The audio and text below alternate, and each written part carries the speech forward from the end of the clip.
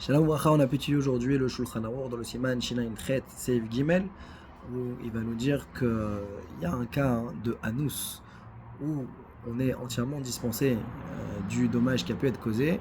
Ça va s'appeler Maka Bidei Shamayim. Ça, c'est la halakha qui a été tirée d'ailleurs du Rambam, du cas de celui qui va monter et que le barreau de l'échelle va se détacher et causer un dommage. Sur ça, on est entièrement patour. Le Shulchan Aruch dans le Siman Taf Raf Aleph Seif Gimel, alors on va rapporter le cas de celui qui est Yachen, et que même si c'est considéré comme étant un cas de Ones, eh bien on sera quand même Chayav.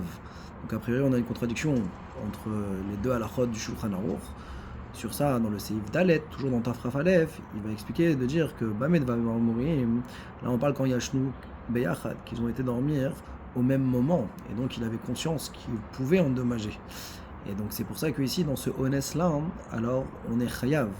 Alors que le cas où on dit que Anus, Patour, comme le cas de la Shaliva, ou bien en vérité même le cas où on part dormir mais qu'on est parti successivement, alors ça c'est un cas de Ones Gamour, et comme ça le Meirat Enaim il va aussi expliquer que on est Patour pour le Shulchan Aruch dans un cas de Ones Gamour. Et ça va être la règle pour savoir définir si on est réel uniquement du Nezek, dans un cas de Ones, on va dire qui est Karov les Pshia, ou alors un cas de Ones Gamour où là on est entièrement dispensé. On a vu, et donc également le Seif Yud, là-bas c'était dans le Shulchan Aruch, donc toujours dans Taf Kaf Aleph, avec le cas de celui qu'on a posé une pierre sur lui. Maintenant, même s'il n'en a pas eu conscience et qu'il va marcher et qu'il va endommager, eh bien il sera chayav du Nezek, c'est pas considéré comme étant Ones Gamour.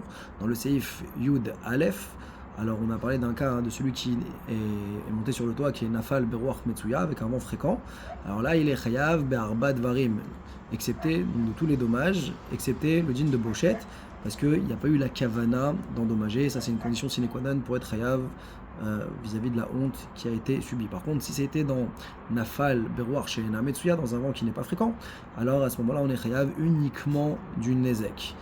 Le SMA sur le Seif Dalet va expliquer que dans le cas de Yachen, où on a dit qu'on n'était pas tour, la raison elle est parce qu'il est Poshéa. Le deuxième qui est venu et qui est venu dormir à côté de lui, ou alors qui a déposé des kélis, il est appelé Poshéa, et le Chidouche il est qu'il est Poshéa même si la personne qui dort va se blesser avec les ustensiles qu'il a mis à côté, et bien même dans ce cas-là, alors il sera Chayav de devoir le dédommager.